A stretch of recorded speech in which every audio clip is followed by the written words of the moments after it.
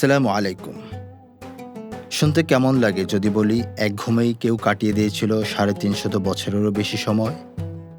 হ্যাঁ, প্রিয় দর্শক, আমরা আসহাবে কাহাফের সেই ৭ যুবক এবং তাদের সাথে থাকা কুকুরটির কথাই বলছি। আজকে আমরা আপনাদেরকে নিয়ে ছুটে চলেছি সেই ঐতিহাসিক গুহায়, যা ইস্তাম্বুল থেকে প্রায় ৬০০ কিলোমিটার দূরে ইজমির প্রদেশের সেলচুক জেলায় অবস্থিত। ঐতিহাসিকদের মতে সেলচুক জেলার এই গুহাতেই ঘুমিয়েছিলেন ৭ যুবক এবং তাদের কুকুর। আমরা সেলচুক থেকে আসহাবে কাহাফের গুহায় যাওয়ার পথে দেখতে পেলাম রাস্তার দুধারে সারি সারি কমলা গাছ এবং গাছে ঝুলছে পাকা টসটসে কমলা, যে দৃশ্য যে কারো নজর কাড়বে। টার্কিশ ভাষায় এই জায়গাটিকে বলা হয় ইয়েদি উয়ায়ানলার মারাসি, অর্থাৎ দি কেভ অফ 7 স্লিপার্স। আসসালামু আলাইকুম প্রিয় দর্শক, স্বাগত জানাচ্ছি মাহে রমজানের বিশেষ আয়োজন গোজানের সাথে তুরস্কের পথে অনুষ্ঠানের আজকের পর্বে। আজকে আমরা আপনাদেরকে নিয়ে এসেছি তুরস্কের ইজমির শহরের অদূরে আসহাবে কাহাফের গুহায়। অত্যাচারী শাসক থেকে পালিয়ে এসে ৭ জন যুবক ঘুমিয়ে কাটিয়ে দিয়েছিলেন ৩৫০ বছরেরও বেশি সময়। আল্লাহ তাআলা পবিত্র কোরআনের সূরা কাহাফে বর্ণনা করেছেন এই ঘটনাটি। বলা হয়ে থাকে, আমার পিছনের ঠিক এই গুহাটিতেই ঘুমিয়েছিলেন সেই ৭ যুবক। চলুন আমরা ঘুরে দেখে আসি এই ঐতিহাসিক জায়গাটি। পবিত্র কোরআনে মহান আল্লাহ তাআলা পূর্ববর্তী যুগের বিভিন্ন ঘটনা বর্ণনা করেছেন, যা এ উম্মতের জন্য শিক্ষা গ্রহণের পাথেয় হবে। আসহাবে কাহাফের ঘটনা তেমনই একটি।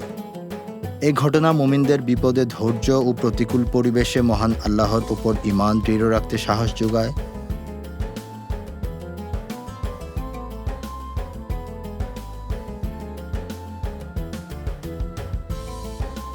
আমরা কাছে যেতেই দেখতে পেলাম পাহাড়ের পাদদেশে অসংখ্য গুহা, যা থেকে ধারণা করা যেতে পারে এমনই একটি জায়গায় ঘুমিয়েছিলেন সেই ৭ যুবক এবং তাদের কুকুর।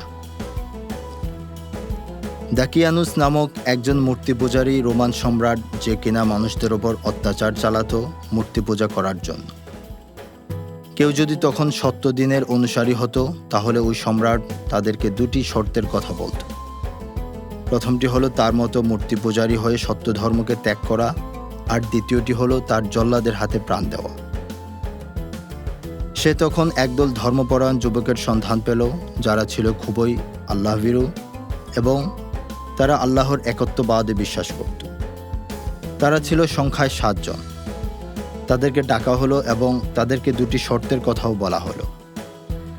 তাদের বয়স বিবেচনা করে চিন্তা ভাবনা করার সময় দেওয়া হলো।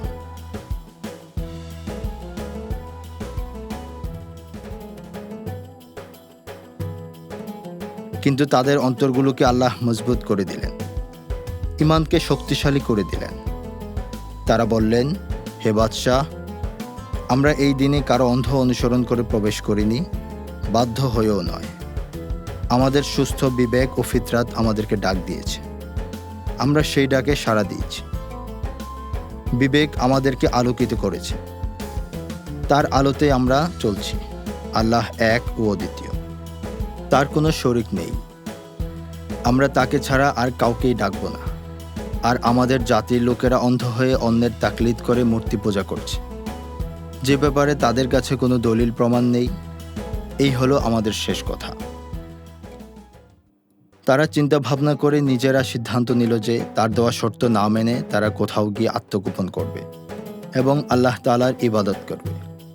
পরে এই অত্যাচার থেকে রক্ষা পাওয়ার জন্য তারা একটি গুহায় আশ্রয় নেয়। এদিকে গুহাবাসী যুবকদের সঙ্গে আল্লাহ তাআলা এক বিস্ময়কর ঘটনা ঘটালেন। অল্প সময় বিশ্রামের জন্য তারা ঘুমালেও এক ঘুমে কেটে গেল কয়েকশো বছর। এর মাঝে পৃথিবীতে রাত দিনের পরিবর্তন, কত উত্থান পতন ঘটে গেল, কিন্তু তারা কিছুই অনুভব করল না। এভাবে গভীর নিদ্রায় প্রায় ৩৫০ বছর পার হয়ে গেল তাদের। এবার তারা ক্ষুধা ও পিপাসায় দুর্বল শরীর নিয়ে জাগ্রত হলেন। তাদের একজনকে কিছু মুদ্রা দিয়ে পাঠানো হলো খাবার কিনে আনার জন্য। সে দোকানে যাওয়ার পর দোকানদার তার মুদ্রা দেখে হতভম্ব হয়ে গেল এবং বলল, এই মুদ্রা শত শত বছরের পুরানো মুদ্রা। তখন তারা বলল, আমরা তো ঘুম থেকে উঠে আসলাম। তাদেরকে জিজ্ঞেস করা হলো, কাম লাবিস্তুম, তোমরা কতদিন ঘুমিয়েছিলে? তারা বলল, লাবিসনা ইয়াওমান আও বা'দা ইয়াওম, অর্থাৎ আমরা একদিন বা তার কিছু অংশ ঘুমিয়েছিলাম। অতঃপর দোকানদার তার কাছে মুদ্রার উৎস সম্পর্কে জানতে চাইলে তখন এই ঘটনা পুরো এলাকায় ছড়িয়ে পড়ে এবং রাজদরবার পর্যন্ত যায়। প্রিয় দর্শক, সে যুগে স্বর্ণ মুদ্রার প্রচলন থাকলেও বর্তমান সময়ে মুদ্রা বা কারেন্সি দিয়ে পেমেন্টের পরিবর্তে খুব সহজেই ডিজিটাল পেমেন্ট এবং লেনদেন করা যায়। আপনার মোবাইলের বিকাশ অ্যাপের মাধ্যমে টাকা পাঠাতে পারেন যে কোনো জায়গায় যে কোনো সময়। রাজা যুবকটির কাহিনী শুনে বিস্মিত হলেন। অতঃপর তার সভাসদদের সঙ্গে নিয়ে সেই গুহার কাছে গেলেন এবং যুবকদেরকে তাদের জন্য দোয়া করতে বললেন। পরবর্তীতে তারা সেই একই গুহার মধ্যেই বসবাস করতে লাগলো এবং মৃত্যুবরণ করা পর্যন্ত সেখানেই ছিল। একটি কুকুরও তাদের সাথে ছিল, নাম ছিল কিতমির। কুকুর সহ এদেরকে আসহাবে কাহাফ বা গুহাবাসী বলা হয়ে থাকে। পবিত্র কোরআনের সূরা কাহাফে আল্লাহ তাআলা গুহাবাসীর এই ঘটনা বর্ণনা করেছেন। তিনি বলেন, أم حسبت أن أصحاب الكهف والرقيم كانوا من آياتنا عجبا, আপনি কি মনে করেন যে গুহা এবং গর্তের অধিবাসীরা আমার নিদর্শনাবলীর মধ্যে বিস্ময়কর ছিল?